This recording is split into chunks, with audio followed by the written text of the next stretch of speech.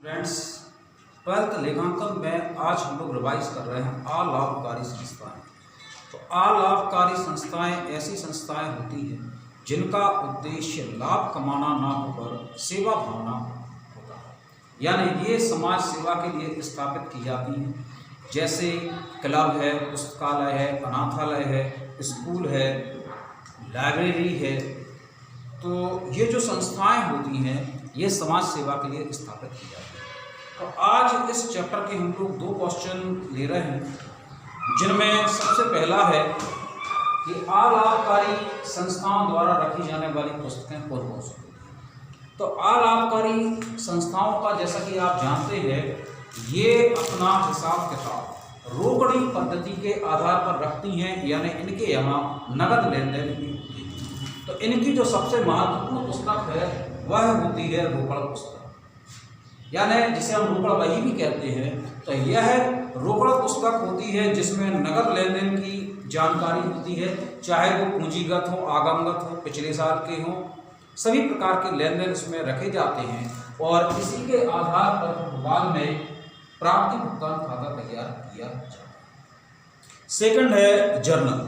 तो ऐसे व्यवहार जो रोकड़ पुस्तक में नहीं हो पाते हैं, उन बचे हुए सौदों का लेखा ये लोग जर्नल में कर लेते हैं। लेजर, ये लेजर जो है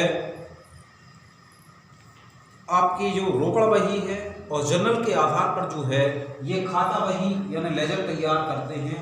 इन्हीं खातों के जो निकले गए सारांश होते हैं उसी के आधार पर अंतिम खाते तैयार किए जाते हैं। स्मारक पुस्तक, यदि संस्था जो है आमतौर पर इनके यहाँ नगद लेन देन होते हैं और यदि संस्था उधार लेन देन करती है तो इन्हें एक स्मारक पुस्तक में लिख लिया जाता है, यानी सिर्फ ये याद रखने के लिए लिख लेते हैं। वैसे आमतौर पर इनके यहाँ जो है उधार लेन देन नहीं होते, थोड़े बहुत है, तो उसी के लिए स्मारक पुस्तक रखी जाती है।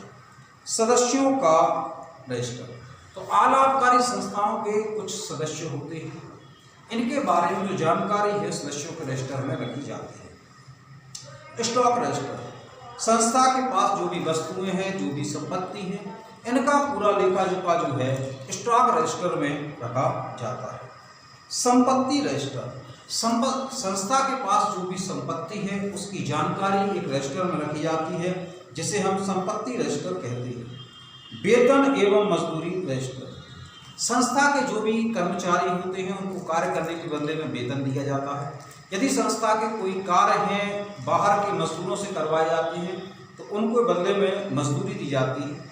इसका पूरा हिसाब किताब जिस रजिस्टर में रखा जाता है उसे हम वेतन एवं मजदूरी रजिस्टर कहते हैं। तो ये जो खास पुस्तकें होती हैं जिनको अलाभकारी संस्थाओं के द्वारा रखा जाता है। अब आते हैं हम सेकंड को, महत्वपूर्ण क्वेश्चन है कि अलाभकारी संस्थाओं की आय और व्यय के साधन बताइए। तो अलाभकारी संस्थाओं की आय का जो सबसे पहला साधन होता है वह होता है प्रवेश शुल्क, यानी जो भी क्लब के सदस्य बनते हैं तो उनसे क्लब का सदस्य बनने के लिए जो ने क्लब में प्रवेश किया है, क्लब या अलाभकारी संस्थाएं, उनका सदस्य बनने के लिए कुछ शुल्क लिया जाता है जिसे हम प्रवेश शुल्क कहते हैं।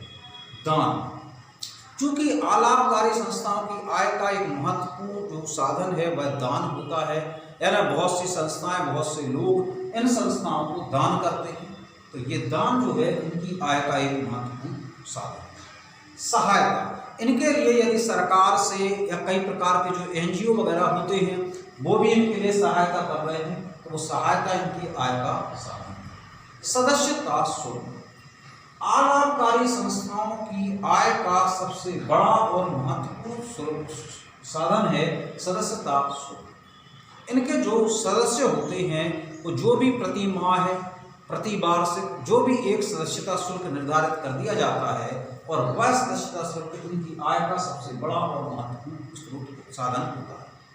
आजीवन सदस्यता शुल्क, कई सदस्य ऐसे होते हैं कि वो बार बार सदस्यता शुल्क देने में परेशानी महसूस करते हैं, तो ऐसी स्थिति में उनसे एक मुश्त राशि प्राप्त कर ली जाती है जिसे हम आजीवन सदस्यता शुल्क कहते हैं। विनियोग से प्राप्त आय, यदि अलाभकारी संस्थाएं कहीं पैसे इन्वेस्ट कर रही हैं, विनियोग कर रही हैं, तो उससे ब्याज या लाभांश जैसी चीज़ें जो है आय के रूप में प्राप्त हो सकती हैं।